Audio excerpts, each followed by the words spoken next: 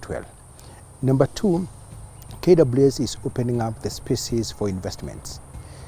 Right now, we are putting for all the investors that want to come to this country. We have 122 sites that we are giving out for people to be able to put up ecologies, to put up restaurants where visitors, where tourists can be able to come and put up in the parks. They can be able to come and put up in the national reserves and enjoy the products. So in other words, we are encouraging investments in the tourism sector to make our product brand quite well.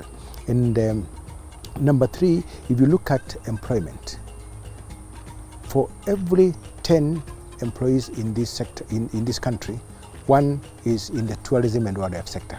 So we are a big boost in terms of providing employment opportunities for all these youthful people across the country. So we stand out to be one of the institutions that is really driving the employment sector in the country. And finally, KWS is a catalyst of community involvement. Where we have national parks, the communities that are living close to the parks are able to trend to do business with the people that are investing in the national parks. They can grow fruits, they can grow food that they also bring into the hotels and the lodges, but above all, majority of the people around the parks are the ones that are employed as tour guides and porters within our wildlife areas here. And many visitors?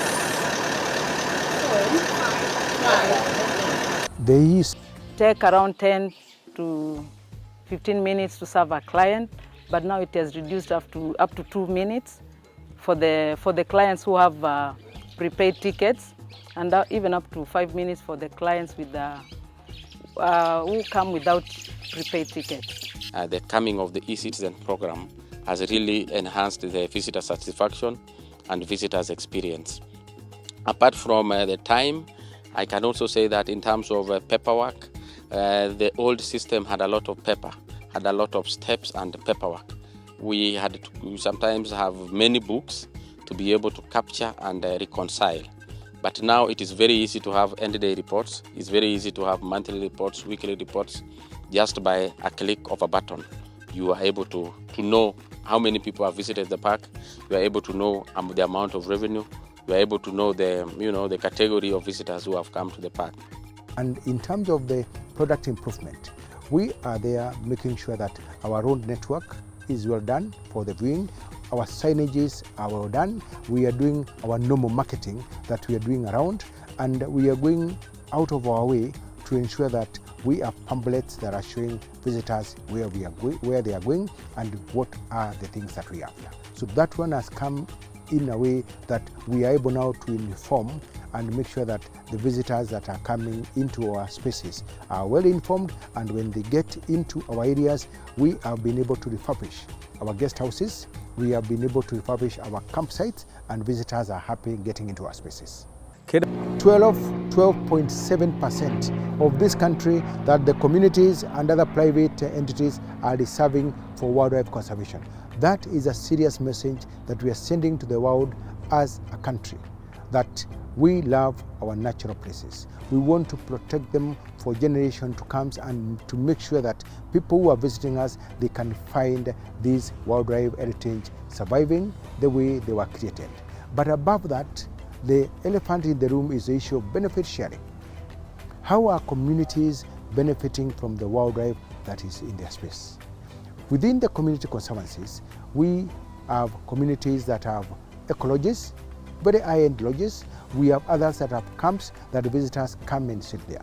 Under these facilities, community members are the employees in these facilities. So at least we are creating jobs with the communities. The monies that are paid by these visitors, at the end of the year, it is shared among us the communities. We have school building programs, school feeding programs, dispensary programs, and all other products that we are doing to the communities, drilling boreholes for them here, making sure that they have decent places that they can be able to come and get water. Those are all initiatives that we are using to make sure that we bond and we create a good environment of working with our communities. Of course, we would ask our partners to come in and support the community movement that we have, so that we can create more spaces that are more sustainable for our communities, so that we can be able to increase our space for conservation under the CBD to 30 by 30. We would want this country to reserve 30% of its land mass for nature and biodiversity conservation. And that can only happen if we bring communities of bond and we do more conservancies, private and community conservancies, and we reserve other ecologically sensitive areas as areas that are protected. We would like to demystify the idea that going into the parks to go and pay a visit and enjoy, you are paying a lot of money. Wakenya wenzangu na wazalendo, ningependa kuambia ukweli ya kwamba ukienda Nakuru National Park, ile pesa mingi unalipa kama Mkenya an adult ni shilingi 860, 860 shillings. Ukikuja Nairobi National Park, the only park ile iko kwa city, unalipa shilingi 415.